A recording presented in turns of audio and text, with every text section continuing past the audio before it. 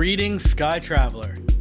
You've landed on Renegade Files, your underground connection to paranormal adventures, unsolved mysteries, and conspiracy theory culture. I'm your guide, Lex Gordon, broadcasting from the Jungle Villa Outpost, deep in the uncharted tropics. This is Renegade Files episode 134, Cape Girardeau UFO Crash, the cover-up before Roswell.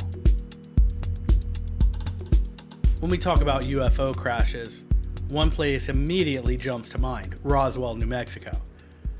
The summer of 1947 has become the defining moment in UFO history, spawning decades of books, documentaries, government investigations, conspiracy theories, and endless debate.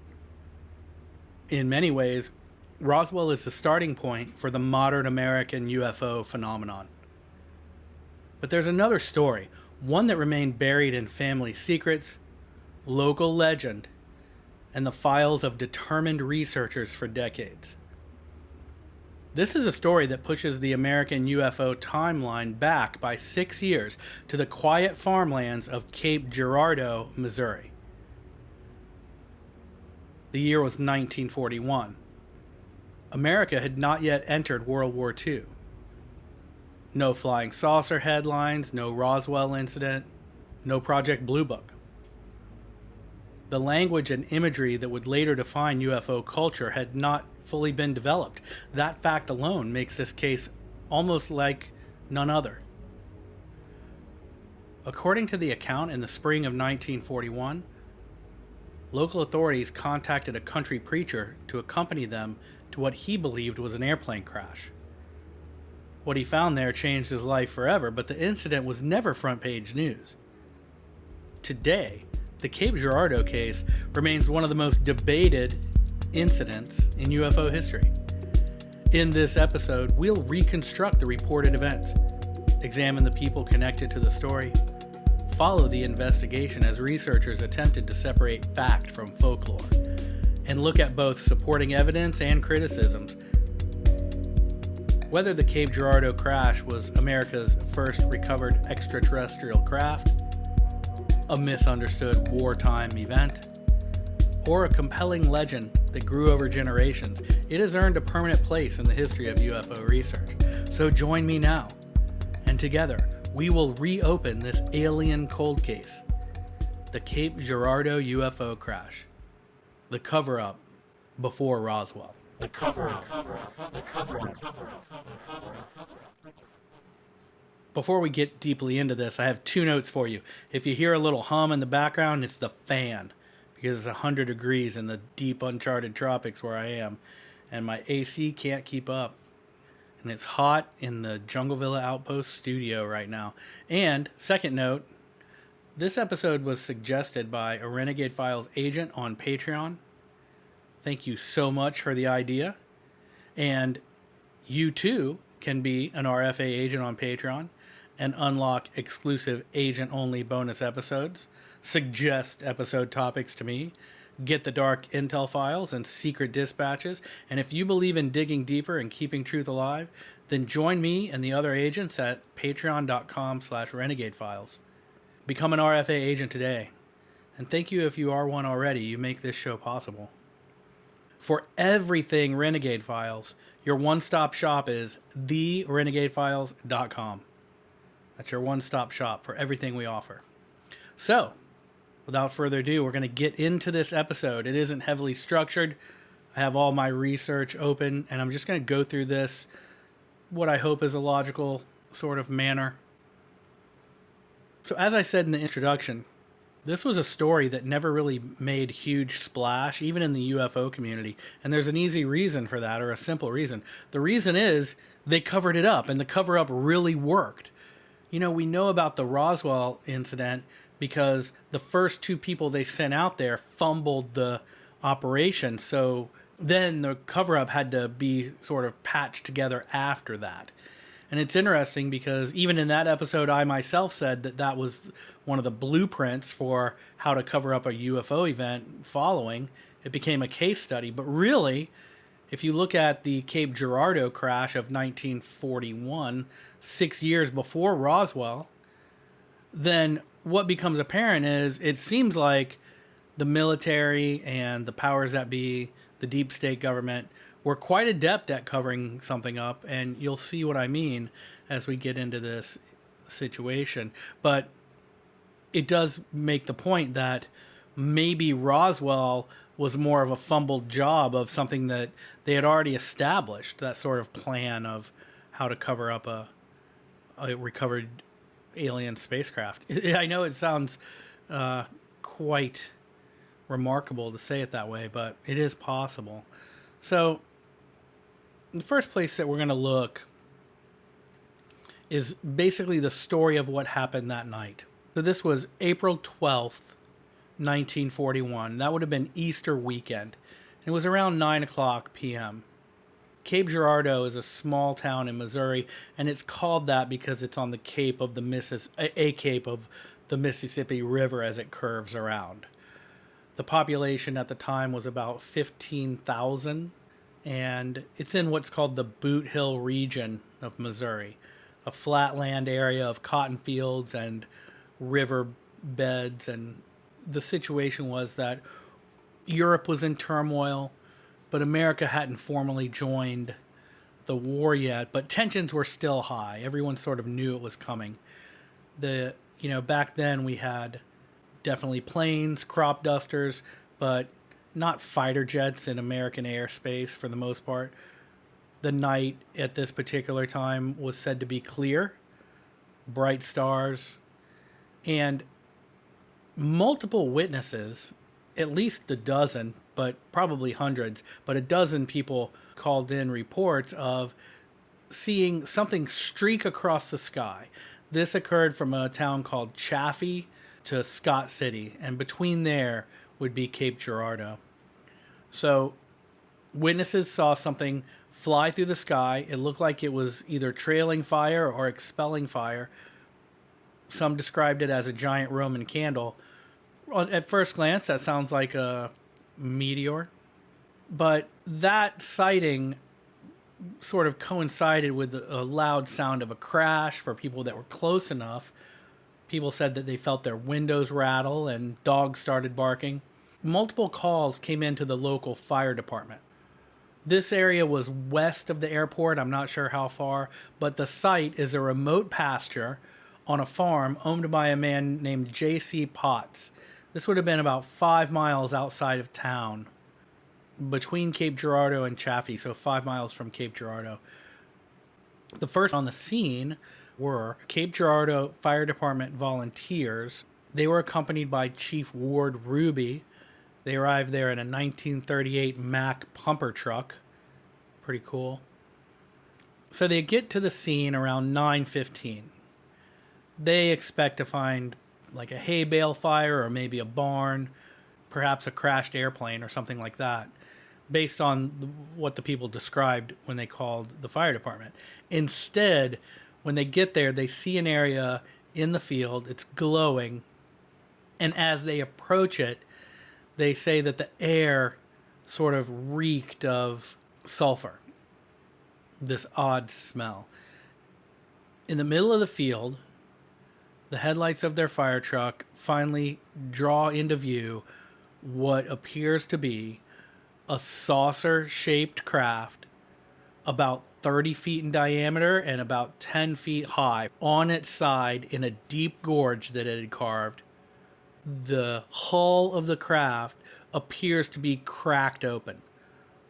Not in two pieces, but a big, essentially a hole in it, right? It looks to be seamless, metallic of some kind, gleaming under their headlights, tilted at an angle. The crater in the ground, or the gash trench it had dug, was said to be about 10 to 20 feet long, and the interior of the craft, or at least the exposed cross-section of the walls, gave the impression to the men that saw it, they described it as a honeycomb type of interior. The smoke was glowing from it didn't seem to be fire, but some kind of glow emanating from the craft. At that point, the fire chief, his name was Ward Ruby, he basically looks at the scene and realizes this is sort of above my pay grade. So he travels to the farmhouse. I guess it would have been J.C. Potts, and he uses his phone to call the local sheriff. Good evening, Cape Girardeau County Sheriff's Office. Loretta speaking. Hello, Loretta. This is Fire Chief Ward Ruby. May I speak to the sheriff, please? Why, yes, sir, Ward. My pleasure. This here's Sheriff Clarence. What can I do for you, Ward? Well, Sheriff, we got something out here crash on the J.C. Potts farm. It ain't no airplane. I don't know what it is. You better get out here.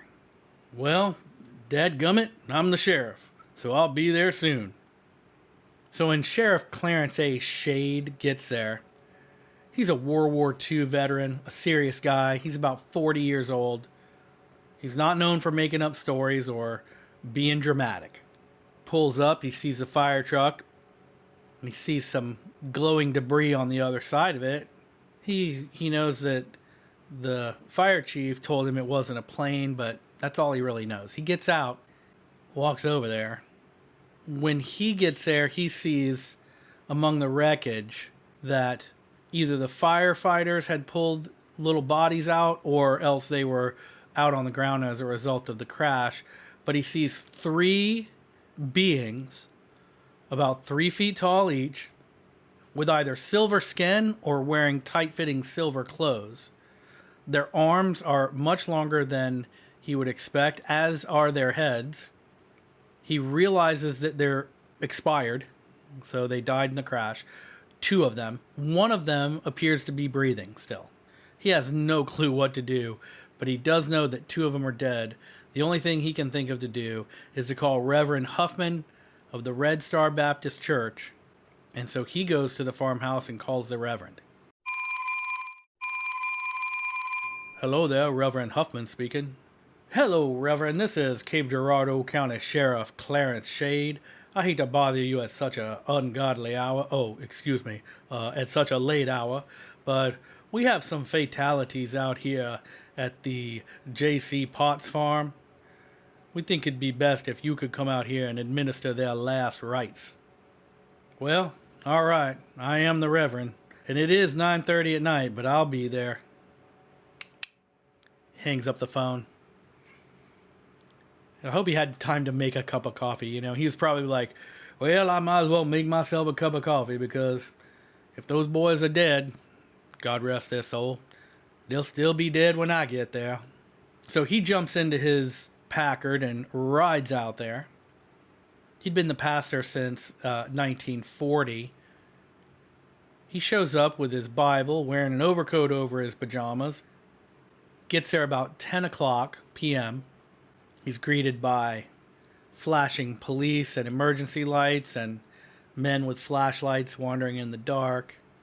Steps out of his truck, walks up between the police cars and the fire department truck. And as he approaches, he too expects to see pilots on the ground outside of an airplane, but the gash is a little shorter and deeper than what he had imagined, and the craft sitting at the end of it, metal, saucer, curved walls, and he sees the bodies, 3 small figures sprawled about 10 feet from the hull. He describes them as being illuminated like ghosts.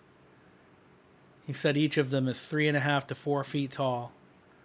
They have grayish blue skin. They're what he calls emaciated, thin. He says their heads are oversized, 18 to 20 inches tall, with bulbous craniums and giant almond-shaped black eyes. No visible pupils. Tiny slits for mouths. No noses or ears. Their hands have 4 fingers each. And he says they're wearing tight one-piece suits that are metallic gray. No markings on them. And one of them seems to have in his hand a small device like a black box, and it has glowing blue markings on it. He describes them as runes. He's compelled to walk toward the craft. It's only 10 feet away, and he tries to get a glimpse inside. He says that there's no control surfaces, no wings or flaps or rotors or blades or engines that he can see inside or outside the craft. He says that inside there are some dials and gauges, but he can't really make anything out of it. But what really gets his attention is that the walls on the curved inside of the craft that he can view through the crack in the hull contain purple markings that he describes as hieroglyphics. He says he can't read any of them. They don't mean anything to him, but they obviously have some purpose. There's some sort of language or written symbols. He leans over the bodies, recites the Lord's Prayer over each one of them. And when he's done, he stands up and looks at the sheriff and says, "Sheriff, what in the world are these?" The sheriff just shook his head. Says, "I don't know, but they aren't from here. They're not from God nor the devil, but somewhere else." The group remained silent for a minute, looking at the impossible scene. Reverend Huffman later told his wife that the creatures had faces like angels, but eyes like the void. Around 10:45, the sheriff and the reverend, the firefighter, and the other men that were there heard the sound of engines rumbling in the distance, big trucks coming up the road. They saw headlights turn off the road and advance across the field toward them. 4 big trucks and a few Jeeps. They appeared to be unmarked Army trucks from Scott Air Force Base, about 100 miles to the north. Out of one of the Jeeps stepped a few officers in trench coats, and then from the big trucks, 20 to 30 enlisted men, maybe from Jefferson Barracks. They spilled out, rifles over their shoulders. The officers told the sheriff, "We're in charge now, sir. This is a federal jurisdiction." They erected floodlights on poles and assembled fences with barbed wire across the top and wrapped the entire craft in a fencing of fence poles and tarps so no one could see what they were doing inside, or, equally as important perhaps, so no one could photograph the location from a distance. The Reverend Huffman watched a large flatbed truck pull into the area with a crane aboard, and the crane hoisted the craft he estimated to be at least 5 tons up onto the flatbed truck. He said that he could hear the metal hull groaning when they lifted it. He saw them zip bodies of the little creatures into canvas bags and load them into what he thought was a refrigerated truck. The Reverend and the other firefighters and county sheriff and sheriff's deputies were approached by a man that we think was Major Edwin Walker. He gathered all of these witnesses, told them that this is top secret, an experiment gone wrong. This is wartime, and if you speak of this, it's treason, and it'll be straight to jail for you and all of your family and anyone you tell. He made them sign oaths of secrecy on yellowed paper. Huffman signed his name last on top of his trembling Bible. And then the convoy rolled out at 4 a.m., leaving ruts and a 10-foot long crater. By the time the sun rose on the field, the remaining military men had raked the field back smooth, pulled up the last of their fence posts and rolled up the tarps, and drove off into silence. The sun came up, and that was literally the last anyone heard or spoke of that incident for a very, very long time. Reverend Huffman did go home and tell his wife, Floy, Floy, and that is a cool name, Floy. He told her that it wasn't men that he saw. He said they were little gray creatures from the stars. He went on about his business as best he could. He kept preaching. But eventually, the family moved to Ohio in 1944. Then they moved back to Missouri in 46 and to Arkansas in 49. A lot of preachers traveled around in those days, going from one church to another after a stint here and there. They raised kids in Missouri and also in Arkansas, where most of them grew up. He had 3 children, Wayne, Lavina, and Charlotte. Charlotte was born in 1939. When her grandfather was very old, Reverend Huffman showed Charlotte, the youngest, a faded photograph, a black and white picture, the men in it lit with flashlights. He told his granddaughter that she could look at it, but she had to give it back to her grandmother when she was done. And he had given Floy, his wife, and Charlotte's grandmother explicit instructions that the photo was only to be kept while he was alive, in case they came after him and tried to make him look crazy for some reason. He would have that as proof. But once he died, that his wife was given explicit instructions to burn the photograph. So he kept it in for as long as he could, but in 1980, Reverend Huffman wrote Senator John Glenn. And in the letter, he said that he had seen a craft and beings not from this earth. John Glenn forwarded the letter to Wright-Patterson Air Force Base for some reason. They replied with one word stamped across the letter that he had written in reply, and the one word was simply classified. Huffman finally died in 1980. He was 86 years old. He was put to rest at Oran Cemetery. And just like he ordered, Floy, his wife, burned the photo. At the time, Charlotte was 42 years old, and she sort of inherited the story. Her grandmother made her promise to keep silent until the grandmother died, which she did in 1984. And even after that, Charlotte didn't speak out right away. Eventually, she wrote UFO crash expert and researcher Leonard Stringfield. One of the things she said in the letter to him was, "My grandfather prayed over aliens." That person got back to her and did the first reports on this story. And there's a lot of other interesting things that happened after that, so we're going to get into those right now. And I'm just going to go through some of my research here. So this was one object that crashed. Okay, so first of all, I will say, let's just stop here before I get into these other documents. Let's just stop here and go over a few obvious things that tie this into Roswell, right? First of all, this is a craft that crashes on a remote farm. It was first reported by the locals in Roswell, at least one person, maybe 2. Roswell, it was discovered the next day by the property owner, or the farmer there, and it was reported to the sheriff, and the sheriff came out there.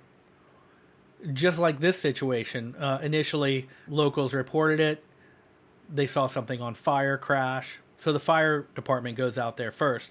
They see what's there. They immediately call local law enforcement, who goes out there.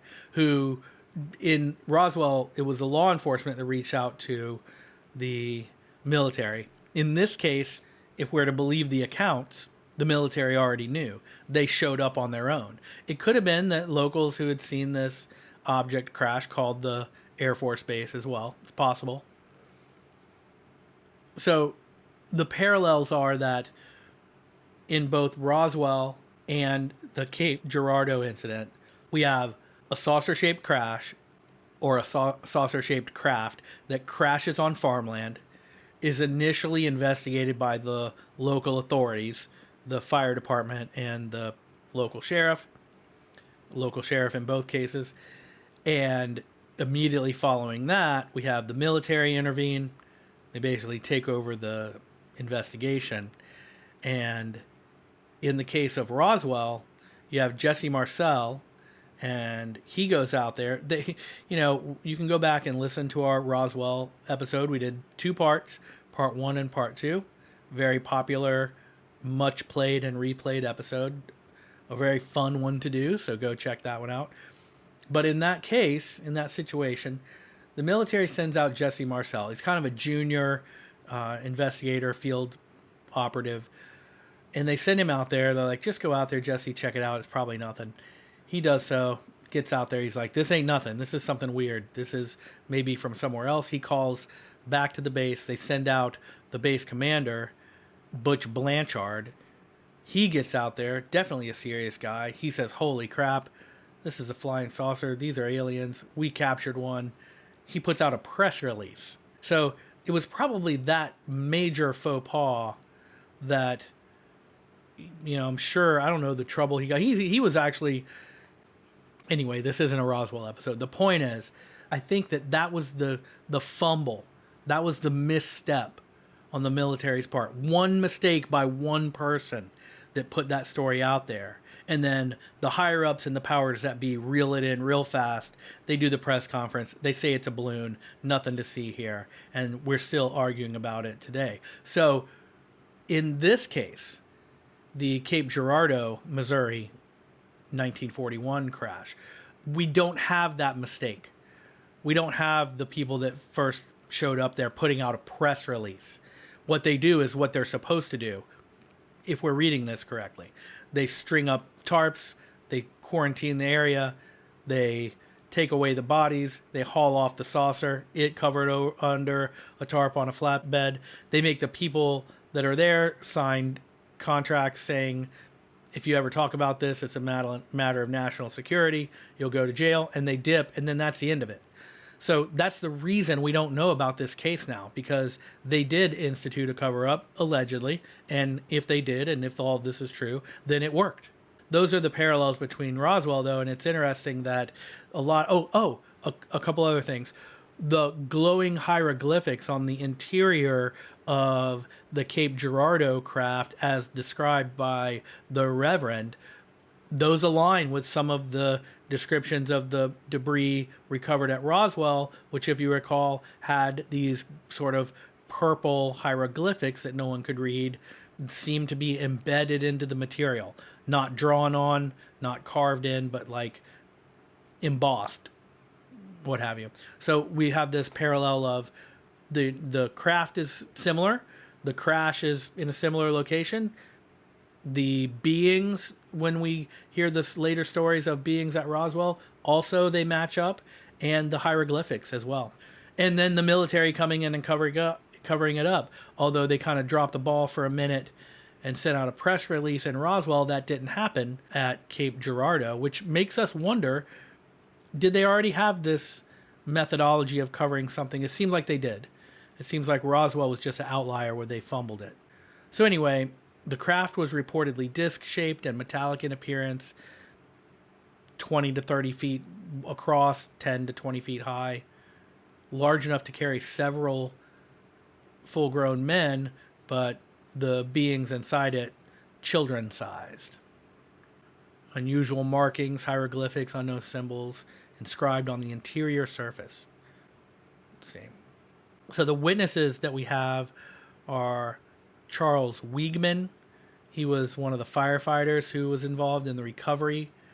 Based on accounts passed down through local history, he allegedly witnessed the wreckage and possibly the bodies. No documentation to prove this, though.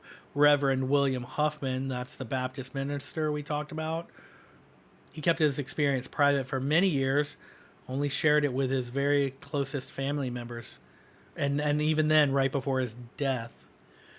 His son was named Guy Huffman, a key figure in bringing the story to light, relayed his father's account to others, contributing to the spread of the story.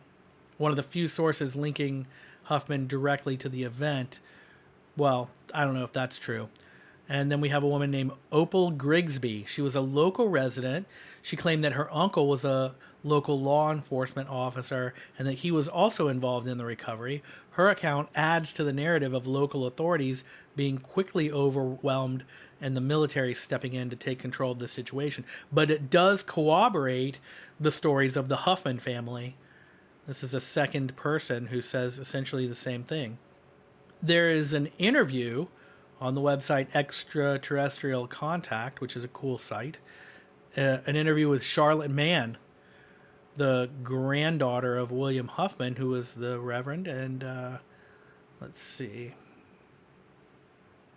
I'm just going to read a few of these questions and answers. And a little bit of the beginning of it is about her family and the dates. They ask her, were the symbols on the walls of the outside or the inside of the craft? And Charlotte says they were on the inside, and there were 3 beings thrown out. They were on the outside, assumed that they were thrown out by the crash. It sort of clarifies that. She says one was still breathing and was not yet dead. Her grandfather knelt down next to him as he expired, but he prayed over each and every one of them. In 1999, this is also from that article, Charlotte Mann drew what she remembered seeing in the photograph that her father kept of the incident. Around her drawing, she wrote, "My grandfather stated that the being was not alive at the time of this picture being taken." So this picture has been talked about, it's been recreated, but mainly the evidence we have is her drawing of the picture. So it's 2 men in hats standing together and holding between them an alien up by the arms. His arms are longer than you would expect. They stretch out across the men's, waists, and just phenomenal piece of UFO folklore. I'll put a picture of her drawing on the Dark Intel files on Patreon. You can check it out there. They were in ankle-high grass, and she saw the photograph with her own eyes, and it was burned by her grandmother per her grandfather's instructions, like we mentioned earlier.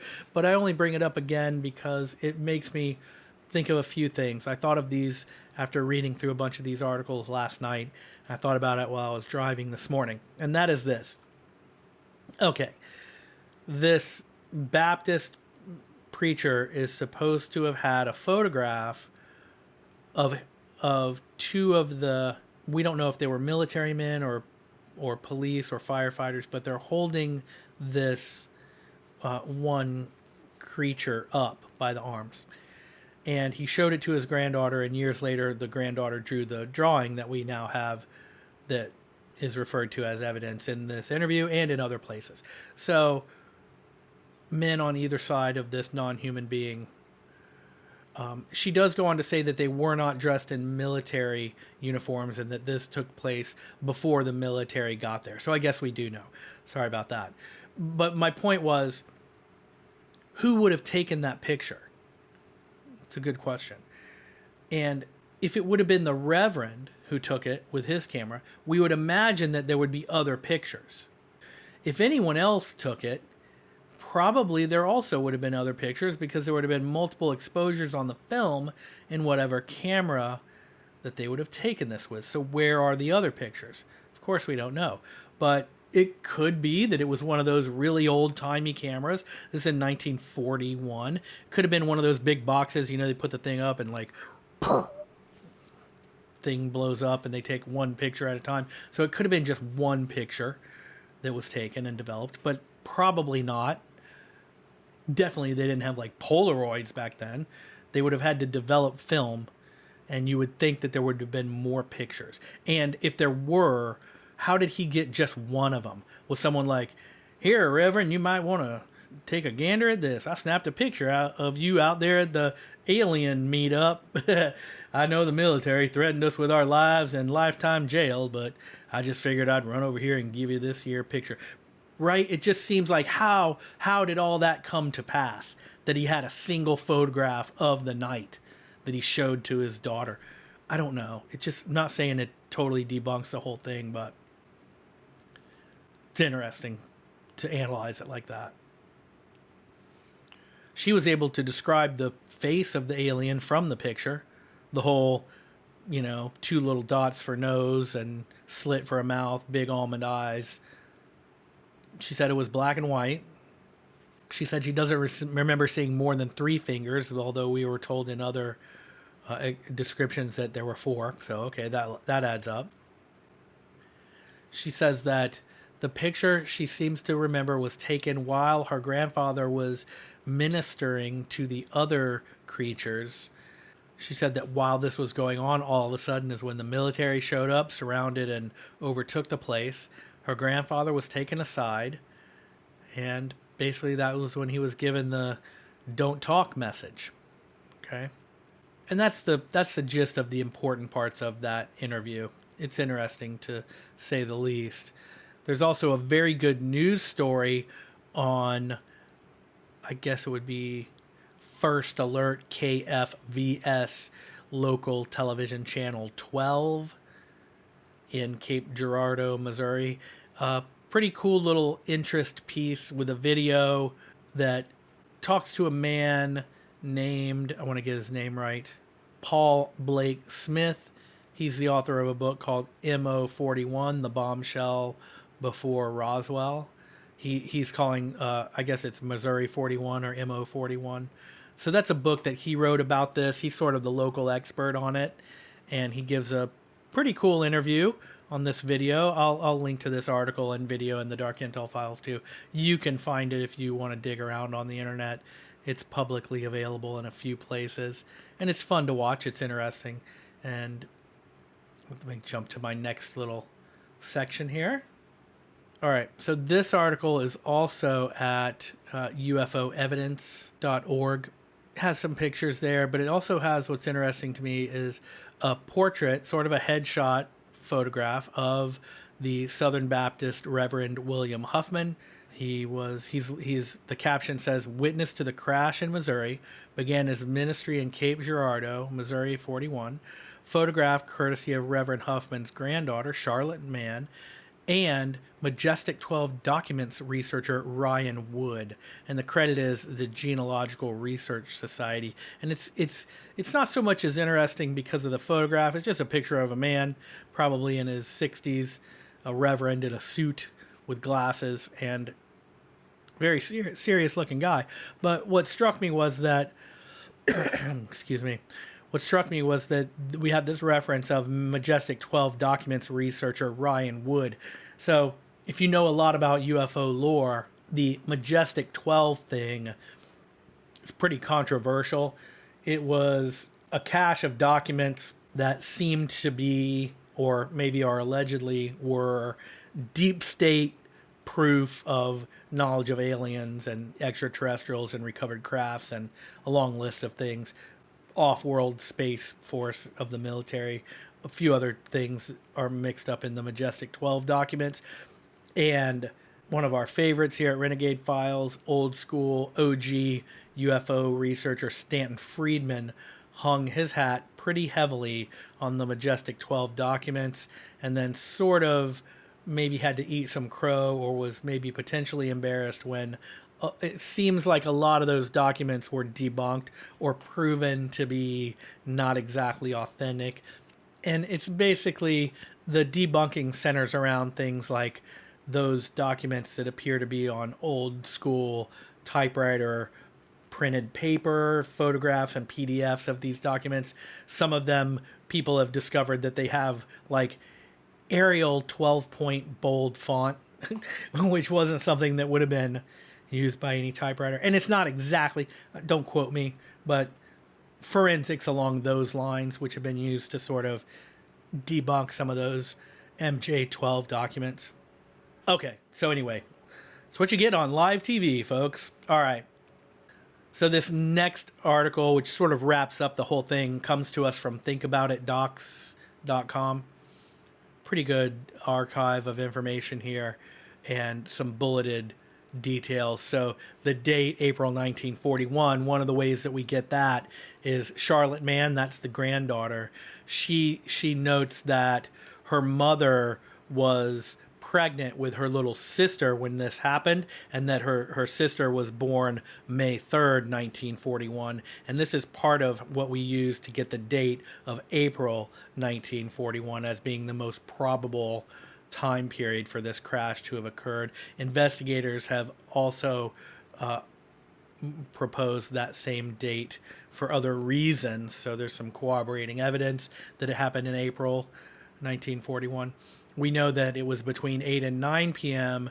because of phone calls received that were recorded in record at the fire department when witnesses saw something fiery crash. Also, Huffman was gone for several hours, according to people who did speak to his wife.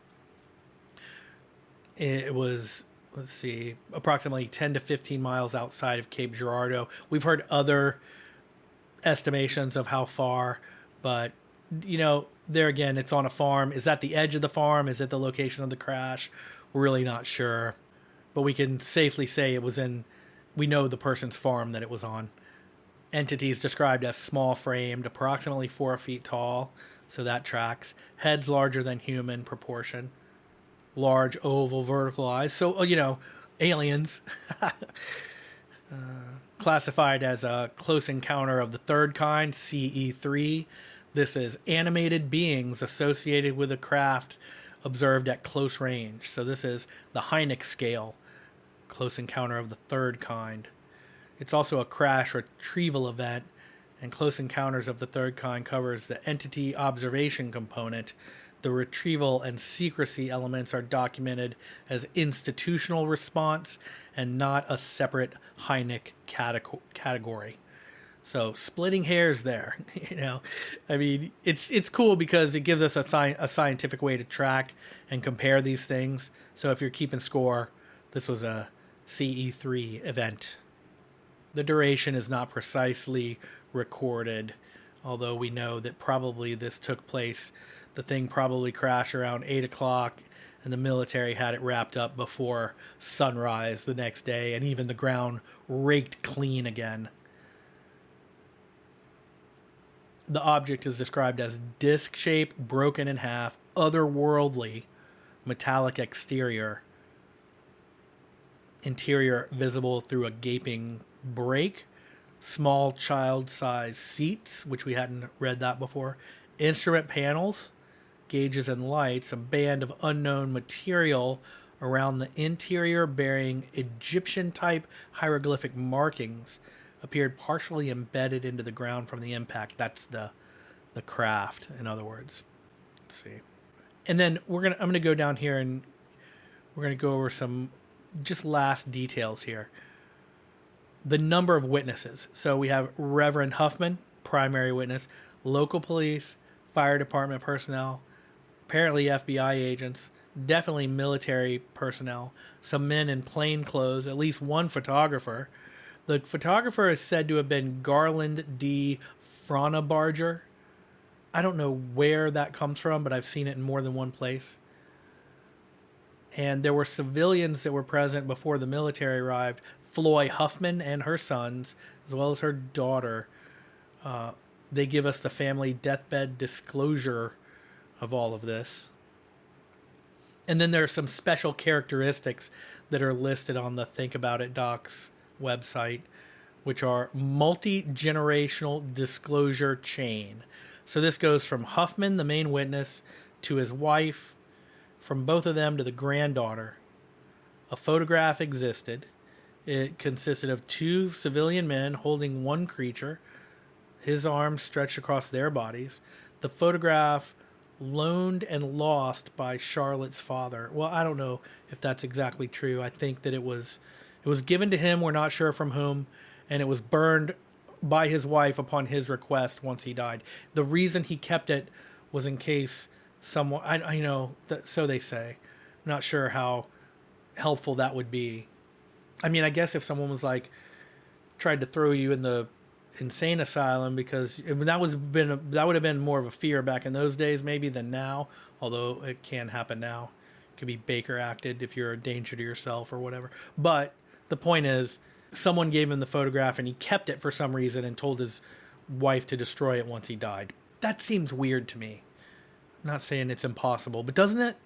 What do you think? If you're listening somewhere where you can leave a comment, like YouTube or Spotify, drop a comment here and let me know what you think about the logic of keeping a photograph like that and then burning it once you're gone, or leaving instructions to burn it. What would be the logic of that? Am I missing something? Because if I am, I'm open to ideas. They do say that Huffman changed his character after that. He became less rigid and more accepting of unexplained things. This according to Leo Stringfield, an author of The Inner Sanctum, 1991 Status Reports, UFO Crash and Retrievals. Also, a Southeast Missouri newspaper coverage of James Westwood's 1999 investigation.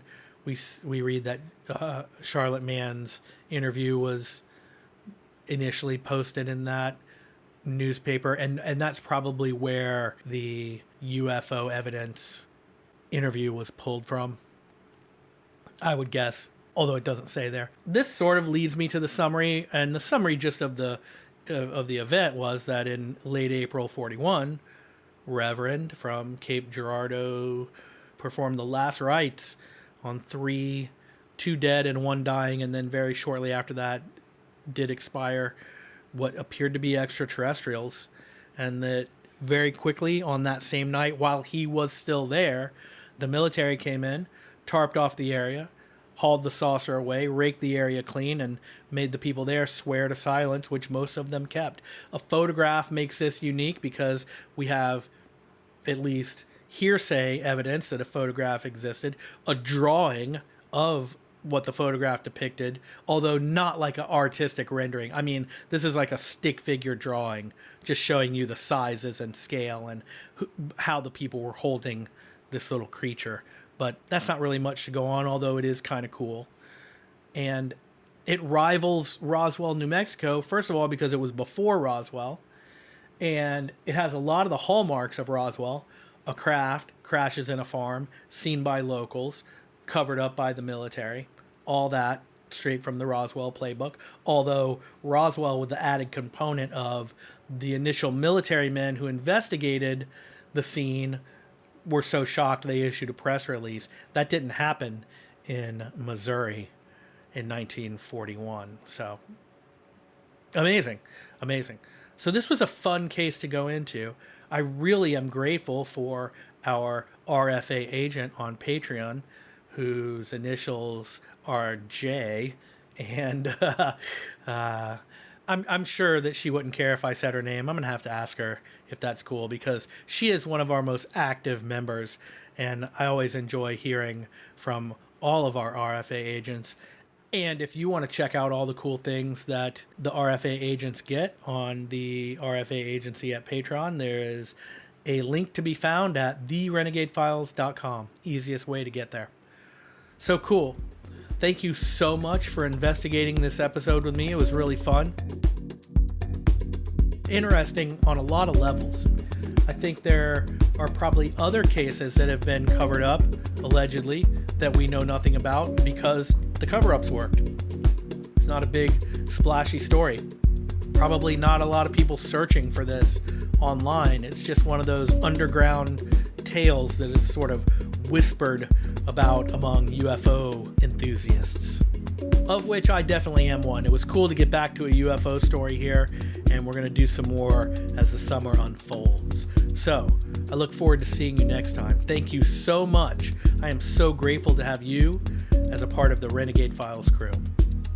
Be sure to follow or subscribe to this show wherever you're listening, so together we can meet here next week and explore more crazy stories where logic conflicts with the official narrative. Until our next adventure, I'm your host, Lex Gordon.